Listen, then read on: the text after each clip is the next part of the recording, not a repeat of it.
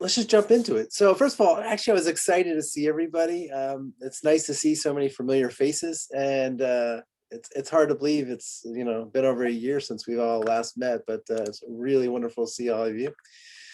The title is How Great Leaders Build Strong Teams. And the first thing I want to mention is when we use the word leaders, it's not a title. And we all could be leaders, and we all are leaders at different times. So I just want to make sure when we talk about leaders, it's not just people that have titles. It's actually all of us. So why should we spend time discovering how to be an effective leader? If at any time, if someone has a question, someone could help me with the chat box and speak up. It's hard to see 3 different screens. Maybe so Paul can help. I'll monitor the chat box for you, and if we get something that's worth interrupting, I'll do that. Perfect. Thank you, Bill. So why should we spend time discovering how to be an effective leader? Well, the first thing I want to share is, teams live up or down to our beliefs and expectations. So our belief of our team, again, as a team member or a team leader, our belief of our team really dictates how good that team is gonna be.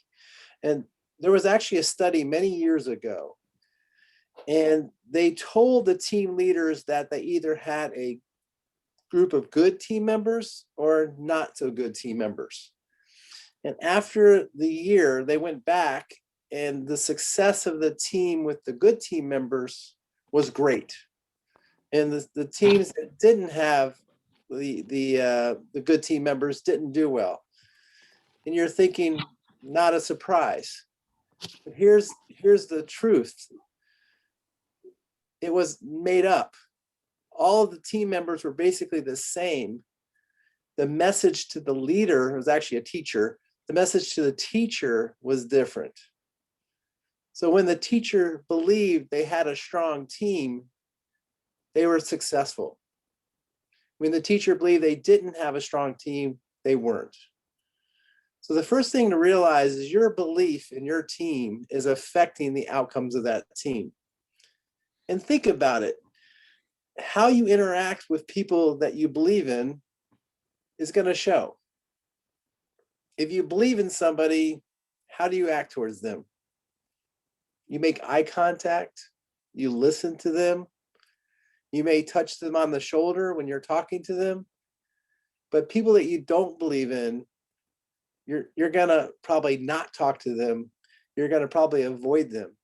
And again, our beliefs is gonna dictate how well our team is successful or not successful. Every organization has what I call bright spots. If you have more than one team, there's usually a team that stands out as being the best. And what I'm going to say to you is consistently what I see is strong leaders create strong teams. I have a bright spot, a team that I work with. It was a brand new leader. And I was talking to him about his team, and he explained what he wanted to create. He had a clear vision on a very successful team. Most people take a year or maybe 2 to create a team that looks like their leader. He had such a strong vision and such a strong desire to create a strong team. I told him he would have that team in less than 6 months, and he did. About 5 months later, his team was the best team out of about 12 teams, and he was a new leader. He believed in the people he worked with. He set real clear visions, and people wanted to be a part of that success. So every organization has those bright spots, and those are things we can learn from. So think about what it looks like and feels like to have an effective leader, right? We have an effective leader, it feels good. But here's something you should know. When we have an effective leader, the leader alone accounts for 70% variance. This is based on a lot of surveys. This company looks at organizations around the world, and they look and see what affects engagement. Engagement is when people are happy, they want to be there, they want to participate to the work. The manager has the biggest influence on the team. It's a 70% variable, which is amazing. So my point is, I want you to realize leadership really does positively or negatively impact your team. So the first thing I want you to reflect on is a mirror test. If you have some responsibility that you're in charge of a team, the mirror test is, what am I doing that's making my team better? And what am I doing that's not building my team? Because the reality is how you are as a leader is directly affecting your team. And I hope that makes sense, because we really do have a significant impact. And hopefully you don't, I hope you realize from the mirror test that there's things we can do as leaders to make ourselves better, which in turn will make our teams better. My biggest challenge today was, in a very short time, create something that really made an impact, because I'm all about creating results. So the first thing I wanted you to realize is, as a leader, an informal leader or a formal leader, you have a direct impact on your team success. Okay. Now, one of the best ways to develop your leadership is actually by giving away your power. And I'm going to share a quick story to illustrate giving away your power and actually becoming a better leader. So besides, I'm a firefighter, worked the fire department, but also for many years, I was a nurse. I did some volunteer work as a nurse in a place called Boggy Creek. Now, all of the participants at Boggy Creek have medical problems. And I was there to help out as the nurse for a full week working with kids. I actually stayed in a cabin with the kids and helped take care of them. The very first day, one of the people in charge of the cabin that I was working with, he asked the kids, what are the rules for the week? Now think about this. This is like 15 kids. He empowered the kids to create the rules for the week. And I couldn't believe he did it. And I was also shocked by the results. The kids went off on their own and actually created rules for the week. And normally I'd ask you, which rules do you think? But for time, I'm just going to give you what they did. They had a list of very stringent rules. They had a bedtime. They had no horseplay. They had to take showers, and they had to no profanity, no cussing, no curse words. These kids actually created very strict rules for themselves and for each other. Now, the amazing thing, one of the best leadership lessons I've ever learned from those kids, the amazing thing is, throughout that week, we all make mistakes. If a kid made a mistake and broke a rule, what do you think happened? That kid would say, I wasn't supposed to do that, or 14 kids reminded them of their commitment. It was one of the most powerful leadership lessons I've ever had. I never had to talk to a kid. And think about that. As the adult overseeing 15 children, they self-regulated themselves throughout the week. It was absolutely phenomenal. But the leader I was working with gave away the power to them and entrusted them, and they used it wisely. So he actually gave away his power and actually became a better leader. I'm sharing this story for two reasons. One, I think it's insightful about how to use power as a leader.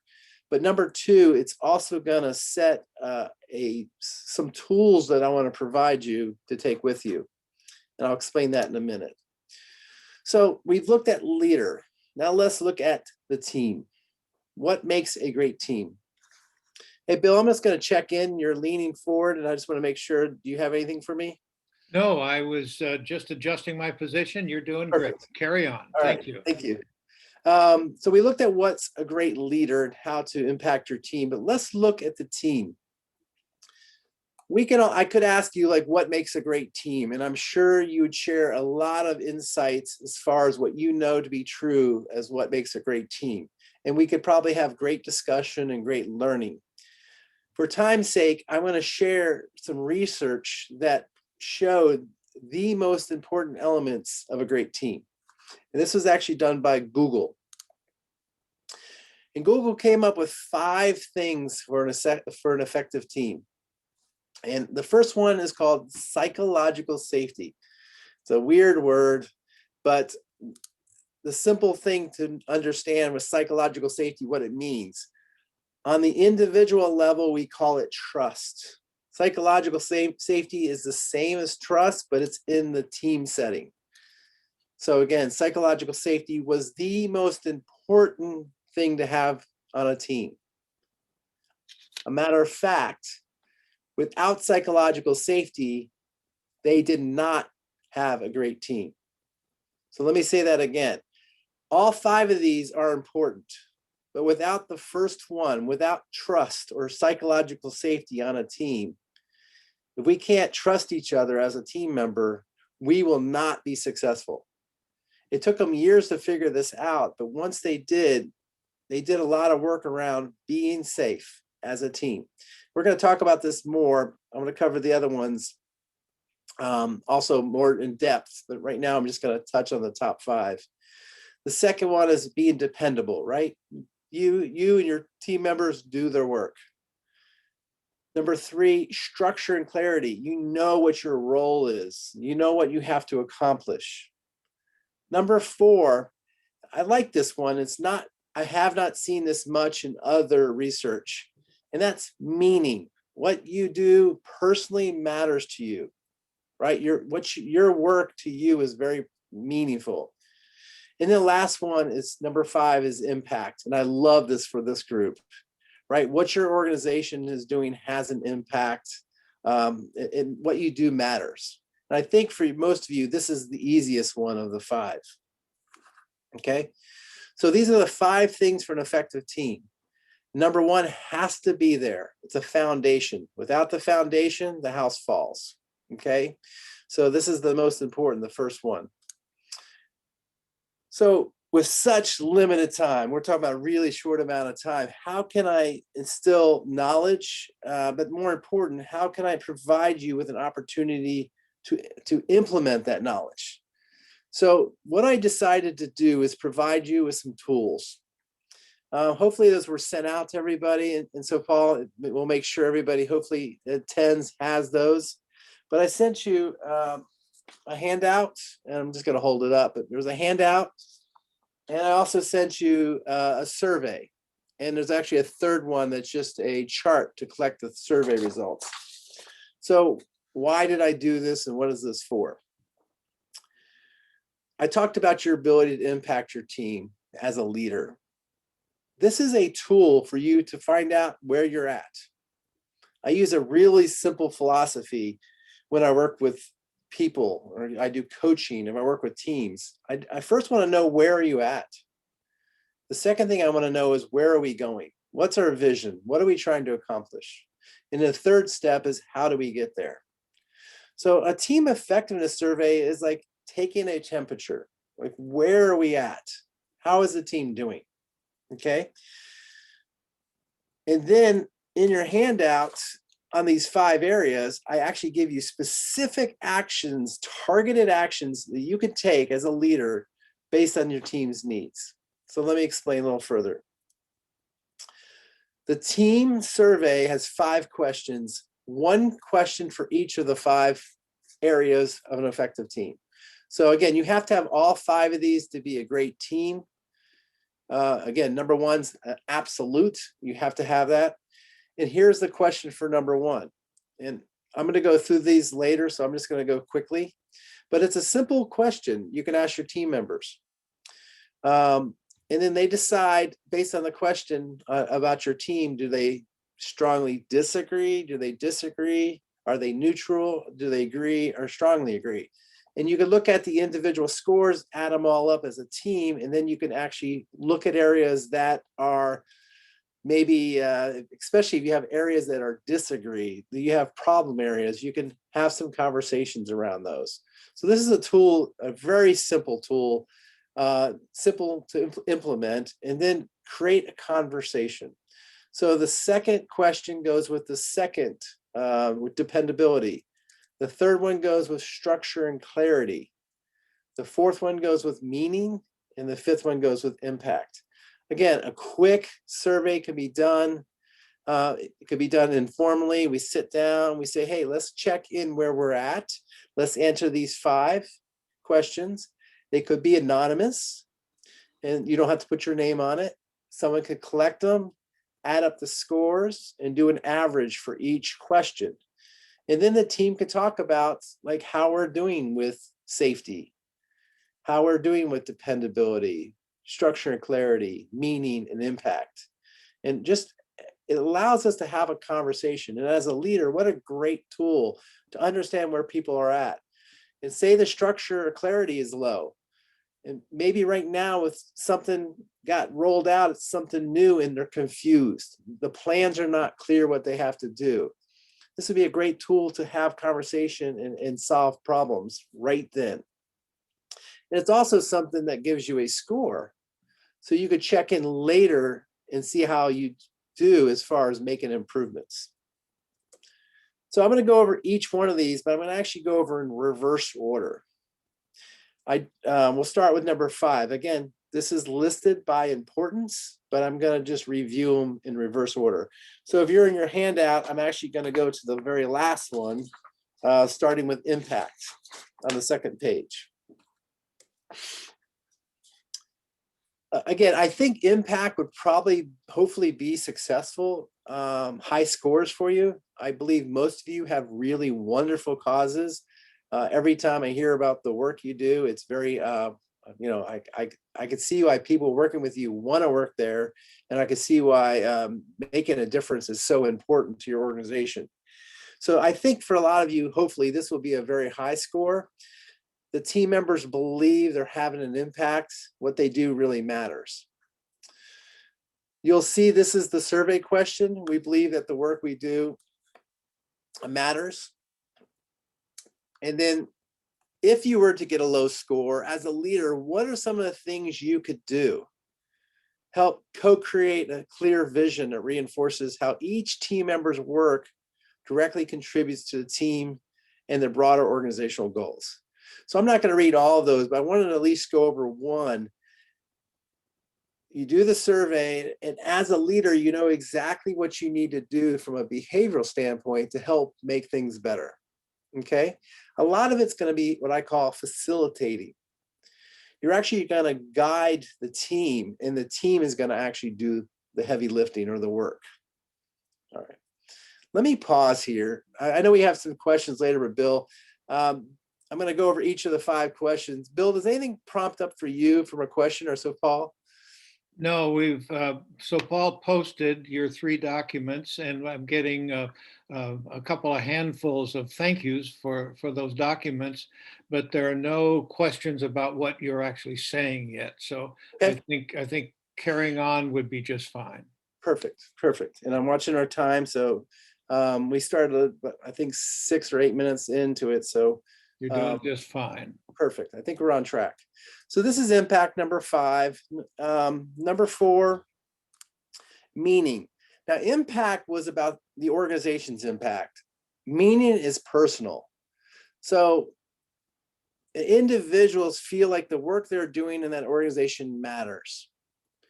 And right, when we do something that we have a strong purpose for, we will do it really well. We'll do it with pride. But if we're doing something that really doesn't connect with us and doesn't have meaning, we may want to see if we can do something with that work that creates more meaning. I'm a big believer in aligning people with their purpose. Okay, so this is similar to the impact one, but this is on a personal level, and people have different purposes of what's important to them. So this might be a good conversation for individuals more than it is the team. But again, you'll look at the overall team score from a conversation standpoint. But this could be also a personal conversation you have with somebody if they're not really feeling connected with what the work they're doing. Structure and clarity, I think, is pretty clear as far as what it is, right? You have clear expectations, clear goals, clear assignments, roles and responsibilities. Now, let me pause. If you're a leader, you have pretty good understanding what you think the expectations are of the people you work with. Here's the reality. What you think they know and do is not the same as what they think their responsibilities are. And actually, if you check in with the vision of what clear roles, responsibilities, and expectations are often not aligned because they're implied. People think, oh, they know what to do, but do they really know like what's most important to do? Do they know the nuances, like the what's really needed for the team to be successful? Maybe a little shift in priorities or expectations. So anyways, this is good to check in and see if people really are aligned with what their roles, responsibilities, goals, good opportunity to check in with people. And again, down below, specific things you can do to clarify, communicate goals, ensure team members understand plan. That should be done anyway. So this is also a good prompter for just good leadership skills. Dependability, this is a big one. Are people doing their job? Another word for dependability I would think would be accountable. Are people being accountable? Now, we often talk about holding people accountable. And I think that's a lot of work. I think most of the work needs to be done on before accountable, which to me is commitment. We want people to be dependable. We want them to be accountable, but we want them to be accountable internally. And to create their accountability internal, we have to create commitment with them first. So we have clear agreements. They acknowledge what they're going to do. They're much more likely to do it. Trying to hold someone accountable from an external standpoint, very challenging, a lot of work. And it's just, you have to keep at it. Shift your focus from holding people accountable to commitment, which is internal. Ask them to say what they're going to do. They're much more likely to do it. So with dependability, we have to be able to challenge each other. In a safe team, you can call someone out and say, listen, you promised me that you were going to do this. You should be able to have that conversation because you have to work together to create the goals. And then the last one, psychological safety, that weird word. Again, it's trust on the team setting, okay? And it's a belief that it's safe to take risks, to speak up, to ask questions, to make suggestions, okay? There's some specific actions you could take if psychological safety is not there. And I'm going to go a little further in psychological safety, and I want to ask you this. Have you ever been in an important meeting? You've been in a meeting and there was an opportunity to speak up, but you decided to be silent when you should have spoken up. And I think we've all been there. We had a meeting, something was going on. We wanted to say something, but we didn't speak up. We did not have psychological safety. We were in fear that our words would be laughed at or made fun of or ignored or something. but really this psychological safety, without this, your team cannot be great. I said that before, I'm going to say it again. So we have to be able to speak up with confidence without the fear that someone's going to do something negative to us. Okay. So why do we not speak up? And I'm going to share a couple insights from the research. Here's a few reasons why people have a tendency not to speak up. They don't want to damage the relationship. They don't have the confidence to say something, or they're just trying to not get in trouble. Self-protection. So these are just some examples of why we don't speak up. It doesn't matter why we don't speak up. Not speaking up is actually counterproductive for our team to be great. And it's actually, it could be dangerous. In areas of healthcare and things like that, it actually can be dangerous when people are not able to speak up. There's actually a lot of the research was actually done in hospital settings, and this is really interesting. I'm going to share this one example. This is how the researcher found the psychological safety was an issue. The most effective teams had the highest reported error rates, and she thought there was something wrong. The most successful teams had the highest errors. It didn't make any sense to her.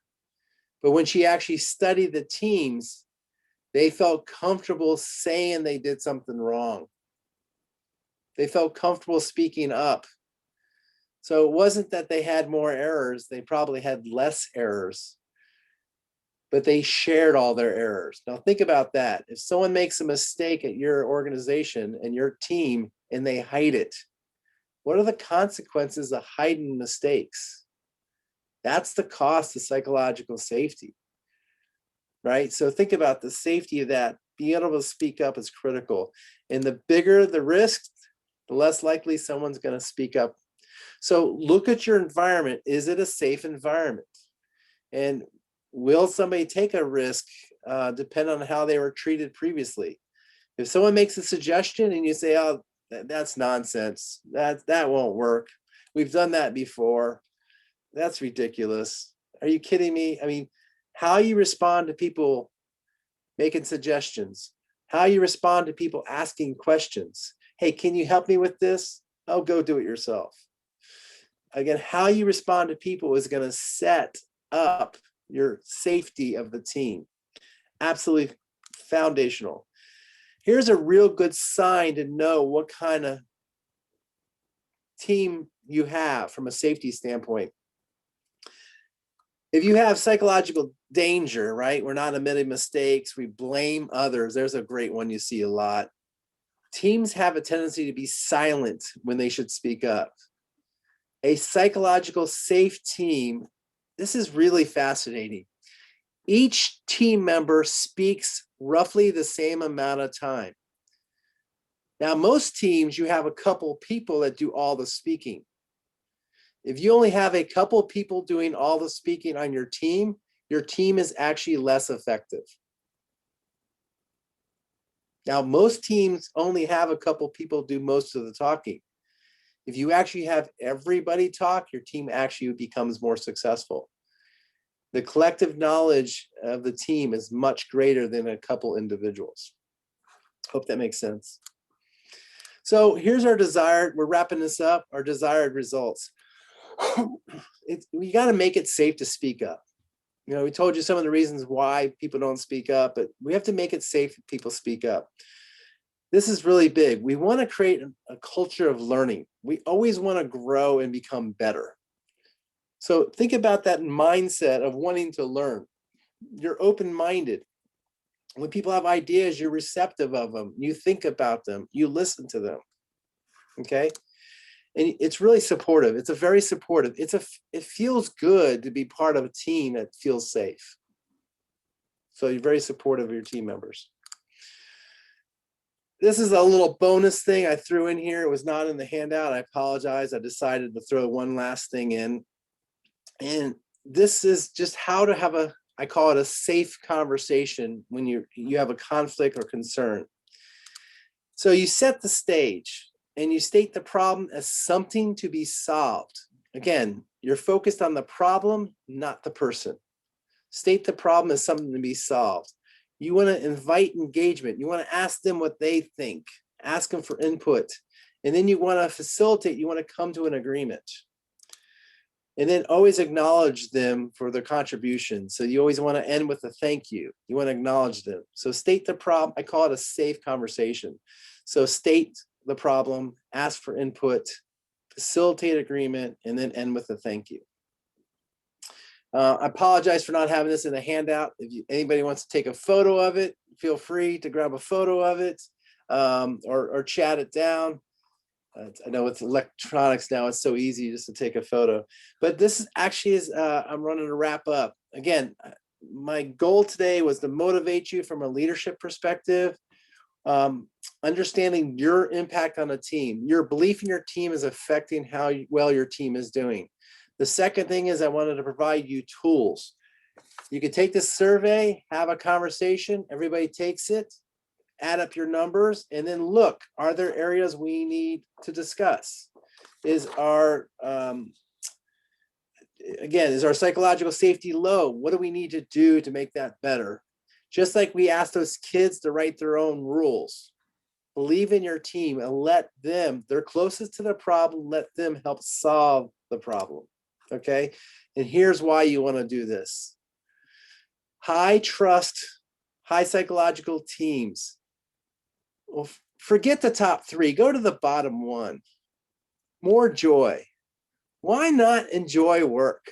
And hopefully you do enjoy work, but why not enjoy work more? We have less burnout, we're more engaged, and we're more productive. So trust, it's a great place to work. It's not only a benefit, but it's also a more productive place to work. So with that, I'm going to see if anybody has any questions.